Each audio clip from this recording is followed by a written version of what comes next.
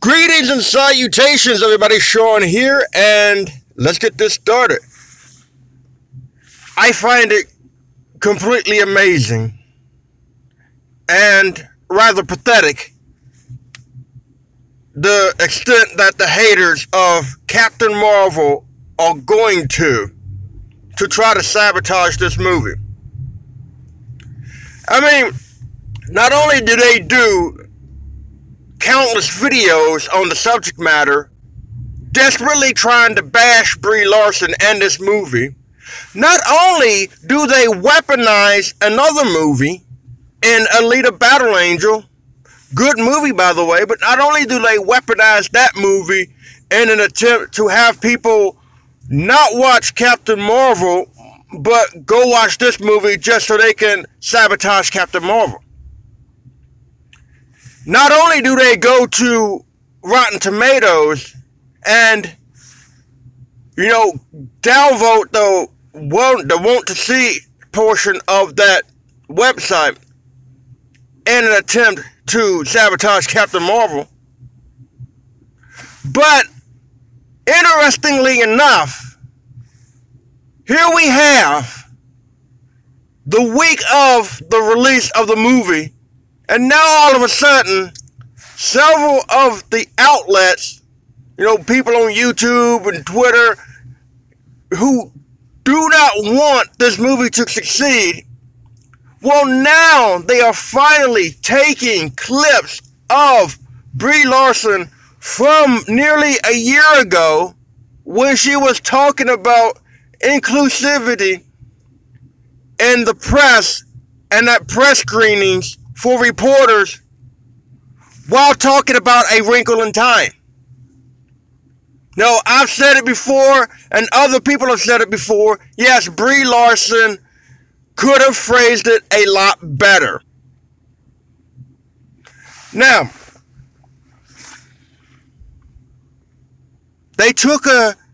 and what they do is they take snippets of the speech to try to only allow people to see it within a controlled context that they control. But they don't want you to be aware of the entire speech. They don't want you to be aware of the clarifications that Brie Larson made afterwards. You see, these are the same people who sit there and they say, we're all about getting the truth out there. We're all about keeping it real. We're all about being honest. And that's a lie. Because they misrepresent the truth. They even flat out lie. There are people on that side who will sit there and say, Brie Larson hates all white men. She said so herself. When there's absolutely, positively zero proof or evidence of this. The quote she said, if I got it correctly, was,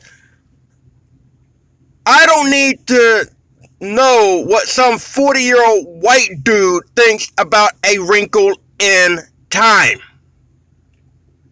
She didn't say, I don't care what a 40-year-old white dude thinks about Captain Marvel. She didn't say, I don't care what a 40-year-old white dude thinks about anything in general. She said, I don't care what a 40-year-old white dude thinks about A Wrinkle in Time. And then she went on in the exact same speech to say,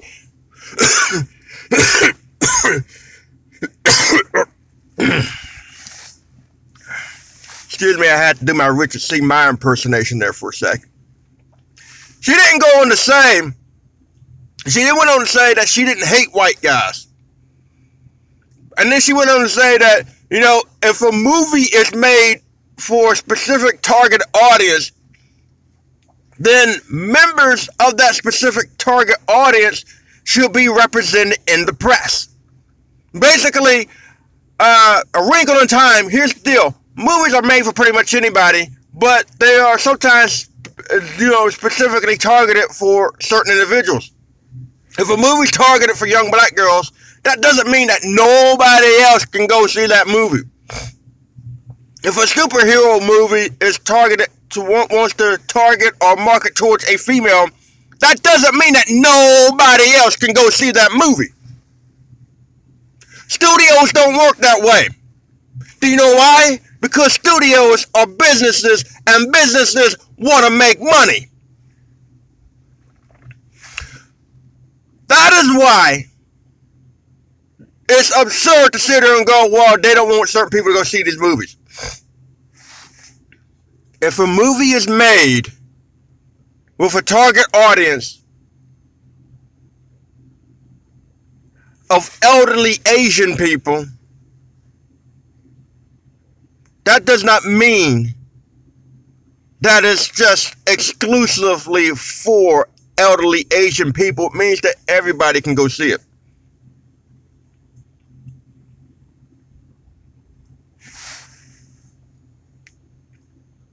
Now, these same very people act like they've never misspoken before.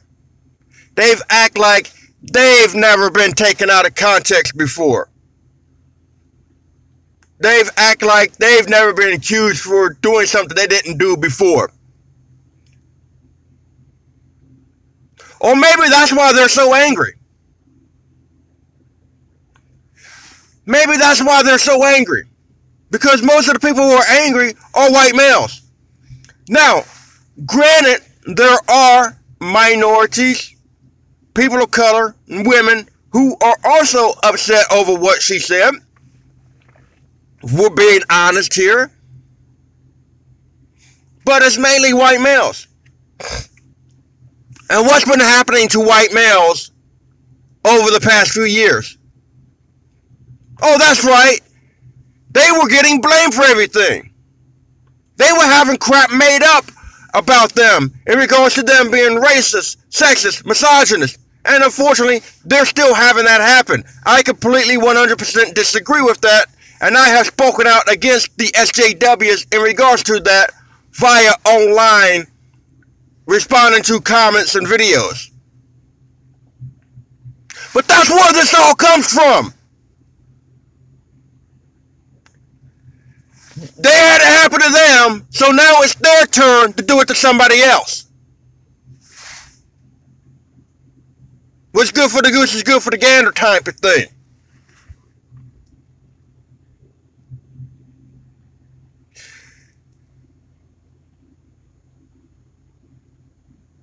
It amazes me, still, the levels that these people will go to, the depths that these people will go to try to trash and sabotage this film. Brie Larson made those comments nearly a year ago. Around that time, there was not much of a stir in regards to those comments. Now, when she made those comments, I was bracing myself for a backlash in regards to the geek culture community because I knew what the social political landscape was and I knew where the lines were drawn in the sand. But nothing happened. I wiped my brow.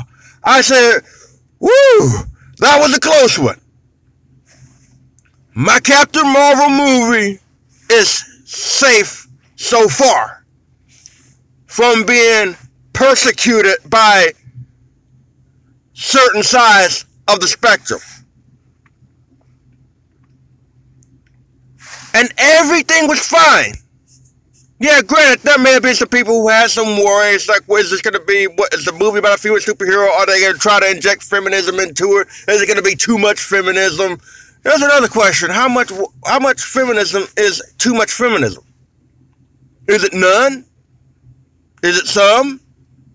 People say just present the character, present a strong character. Well, presenting a strong character in and of itself could be a form of feminism.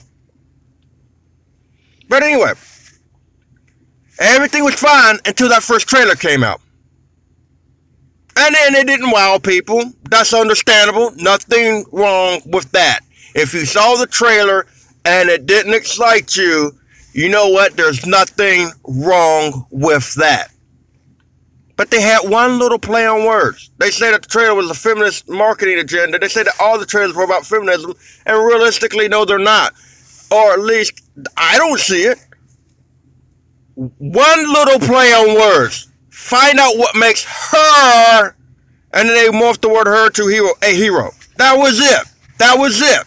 And that's just, oh my God, they're bashing us over the head with feminism.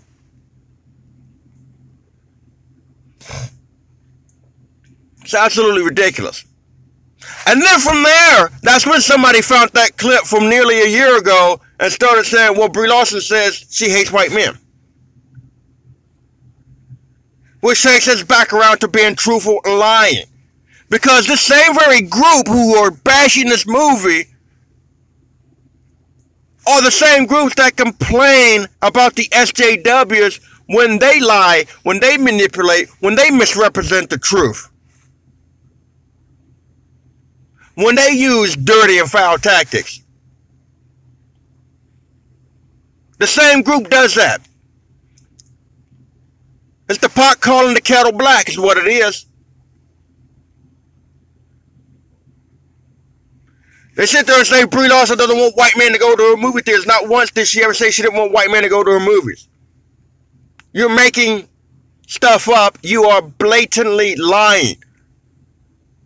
You are misrepresenting the truth.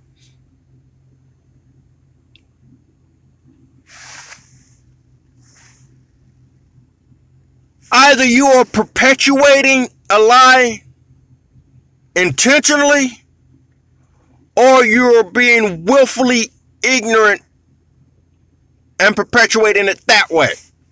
It's one or the other. There is no door number 3. There is no option C. Because the truth is out there. And you can take a, what is it, less than 10-second clip, roundabouts, maybe a little more, maybe a little less. You could take a 10-second clip from a much bigger speech, take a 10-second clip out of the context in which it was given, and try to apply it somewhere else. But you have to compare that to a lifetime. Nearly 30 years that woman has been on this earth. 30 years of examples that you can pull from that 100% contradict your claims that she hates white men and doesn't want white men to come to her movies. The insanity is such to where these people are pushing another movie that stars a female protagonist, Alita Battle Angel. Good movie, go see it. I want a sequel. The movie needs help. The movie is failing. I'm not sure if it's a flop, if it's flopping, whatever the case may be. Last time I checked, it made $350 million at the box office. We'll talk about that number here in a second. It cost $170 million to make. Now, the rule of thumb is that the movie generally has to make 3 times its budget. That will put it at about, what is that? Let's see. Crap, my math. I'm horrible at it. $510 million. Some people say it doesn't eat it can probably just double its budget. Because what you got to factor in, and I hope my math was right there. I just tried to add something off the top of my head. But anyway, what you have to factor in is this. $170 million to make the movie. Then you got to factor in the marketing cost, which could be at the bare minimum $100 million. But it's probably closer to about $150. It's probably closer to the production budget of the movie. Then you got to factor in that the theaters take in a percentage of the ticket sales. So that's probably about 40% taken away right there.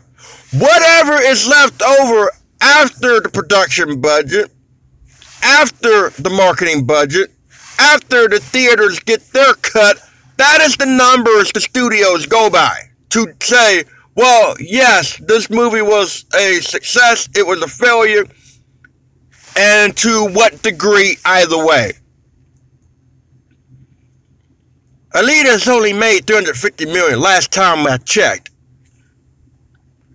The movie is not a success. Yes, it's nice that it exceeded certain people's expectations, meaning critics, because there are people that are sitting there trying to say that, oh, well, critics were trying to sabotage Alita so that Captain Marvel could have a better chance of succeeding. Do you know how stupid that sounds? Do you know what type of conspiracy theory is that?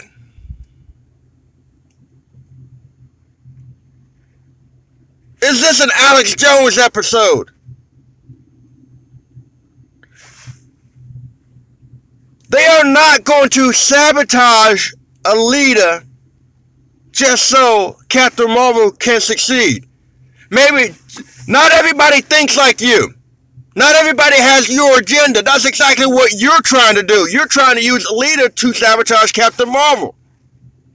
By telling people don't go see Captain Marvel, go see Alita. On March 8th, don't go see Captain Marvel, go see Alita. Alita has a 60% on Rotten Tomatoes. And Captain Marvel, last time I checked, had an 84. Critic reviews. But yeah, for some reason, the critics are wrong in that regard. Well, to be truthful, I honestly do think that they're wrong because the movie's actually pretty good. Talking about Alita. Haven't seen Captain Marvel yet. Well, this Friday or Thursday when I get to go see it.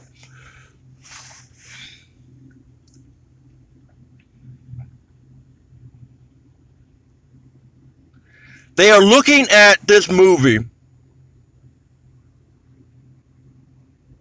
that hasn't broken even or is barely broken even. It's really tough to say because you don't have a look at the inside numbers.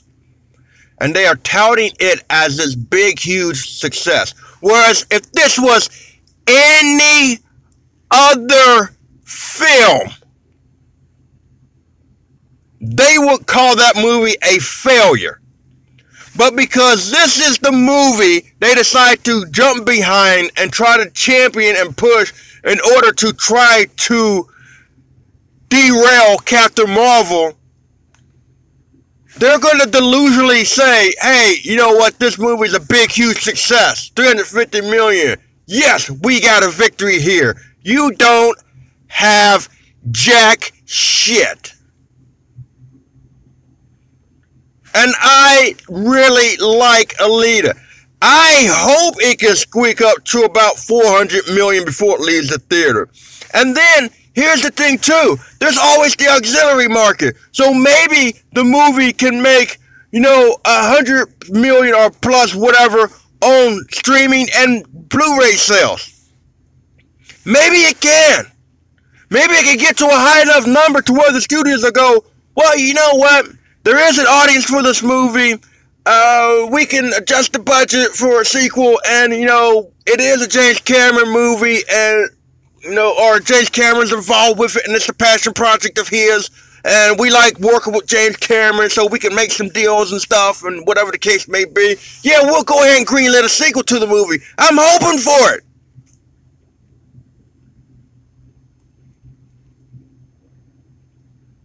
But don't sit here and weaponize this movie simply because you want to cause another one to fail, which you are not going to succeed.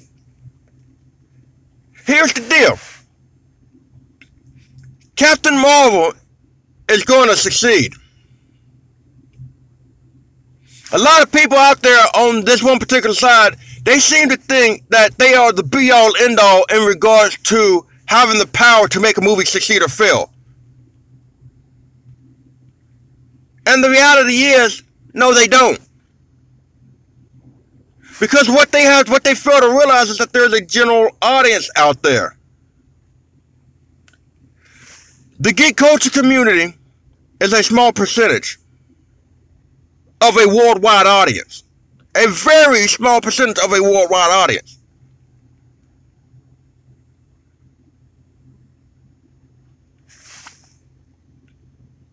It is a combination of the both which helps the movie. Now, they like to use examples like when comparing Captain Marvel, they always go with Solo, or they go with the female Ghostbusters movies. Why? Because those are the only two failures that they can bring up.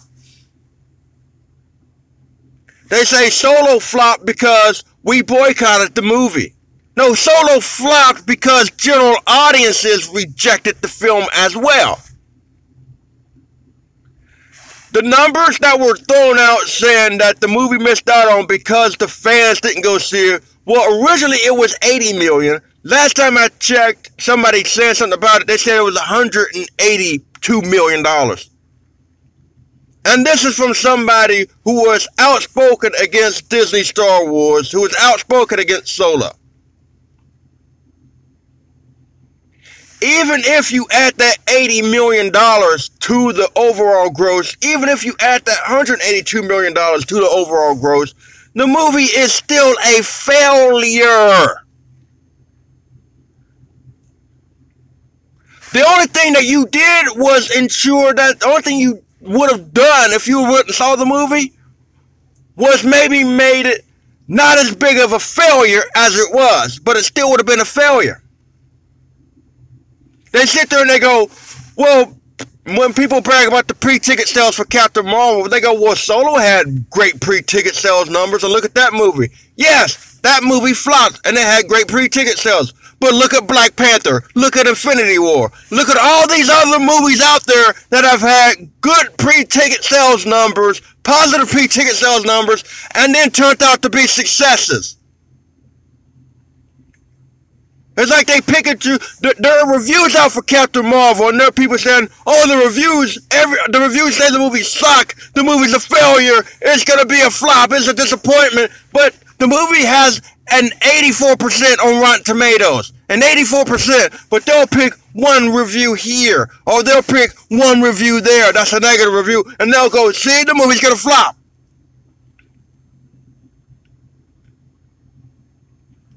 And what's even more interesting is that they'll say, you go, the movie has 84% on Rotten Tomatoes. Well, they'll go, well, all those movie critics who gave it positive reviews, they're just shields. They're too afraid to speak out. They're afraid of the SJWs. They're afraid of the liberals. They're afraid they'll lose their perks. But if somebody gives a movie a bad review, then all of a sudden they go, well, this movie reviewer isn't afraid. This movie reviewer speaks the truth. This movie reviewer is brave, and they know what they're talking about. On the one hand, reviews don't matter, but on the second hand, reviews matter. I guess it just really depends on whether or not it fits their narrative or they agree with it.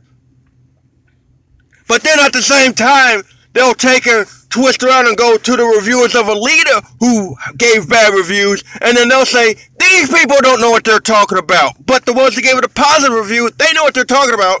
So let me get this straight. The Captain Marvel positive reviews, they're a bunch of shields, and they're too afraid to speak the truth. But the ones that gave it a negative review, they're the honest reviewers. But when you go to Alita, then it's a complete reverse. The ones who gave it positive reviews are the ones who know what they're talking about, but then the ones who gave it negative reviews are the idiots who don't know what a good movie is. Is that what you're trying to tell me? You morons. Jesus, Henry Christ. Get a grip on yourselves, people. This is why you are called man babies. Because of these actions right here that you have been displaying in regards to this movie. Now, I and a lot of other people with common sense are not saying that you have to love this movie. We are not saying that you have to even like this movie or that you even have a desire to go see this movie.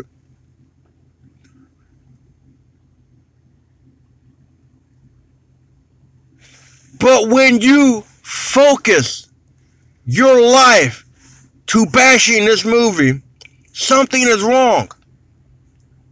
But you know what? To be fair, there are a lot of you out there who have channels on YouTube. And these videos garner you a lot of views. And views equals money and also potentially equals sub increases. So I get that you have to feed the beast.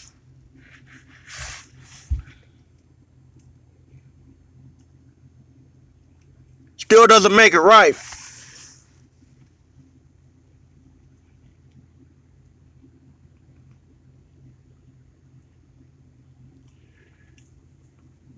And I am well aware of the other side. I am well aware of the SJWs. I've seen tweets where people say, we're not going to share reviews. We don't need reviews. We all are part of the Carol Corps. We're fans of Captain Marvel. We know the character. We know the movie's going to be awesome. Our opinions are the only ones that matter. But they have no problem sharing the 91% on Rotten Tomatoes. Interestingly enough, they don't have a problem sharing the positive reviews, but they may have a problem sharing the negative reviews. Whereas on the other side, to be fair, I've seen people critical of this movie share all the reviews, the good and the bad, and they comment on the good and the bad, some of them. So that's fair right there. I'm keeping it fair. I'm keeping it real. And yes, it doesn't help when the jackass morons who are on the liberal side, the SJW side, the defenders of this movie, sit there and say, no, this movie's not for you, white men. How stupid can you be? I'm an equal opportunity basher. How stupid can you be? The movie is made for everybody. Yes, they wanna have a little bit of extra attention or do a little bit of extra something for women and girls. That's fine. But the movie's for everybody. Who the hell are these SJWs to sit there and say that this movie isn't for a particular group of people? You didn't make the movie. You have nothing to do with the movie. Sit down and shut up. Quit making things worse. And it doesn't help with the false accusations of calling everybody who has any type of complaint in regards to the movie a chauvinist or a sexist. There's somebody out there who's even complaining that, oh well, there's nothing but men giving the movie bad reviews. That's a blatant lie. I've seen a few reviews where women were not too pleased with this movie. It's not just men giving the movie bad or less than stellar or it was okay reviews. Just like it's not just women giving the movie positive reviews. Men and women are giving it good reviews and positive and negative reviews. Men and women. So that's a blatant lie to sit there and say it's only men bashing the movie. I had this one jackass of a lady on Twitter sit there and say, hey, you know what? Why is it that most of the people reviewing these movies and these publications men? What these men need to, what publications need to do is they need to let more women review these movies, or if you're a man and you get the assignment to review the movie, what you need to do is you need to sit down and let a woman do it. No, why don't you sit down and shut your damn mouth?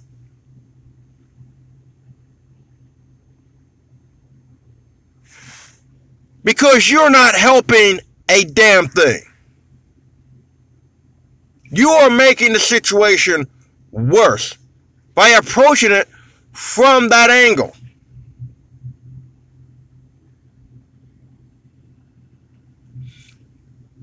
What you could do is just get a collection of all the positive reviews and stuff. Let me rephrase that. What you could do is get a collection of all the reviews, good and bad, from women and share those if you want to promote women in that regard.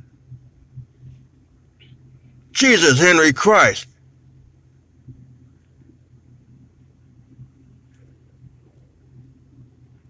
It's like you got a side full of morons and you got a side full of dumbasses. And they're all a bunch of whiners and complainers who want to act like they're self-righteous and fighting for the good cause. But they're all a bunch of jackasses who want to turn around and play victim.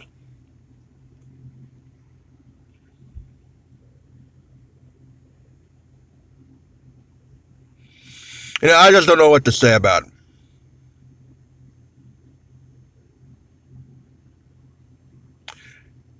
Anyway, thank you for listening to the video. I will catch you on the flip side.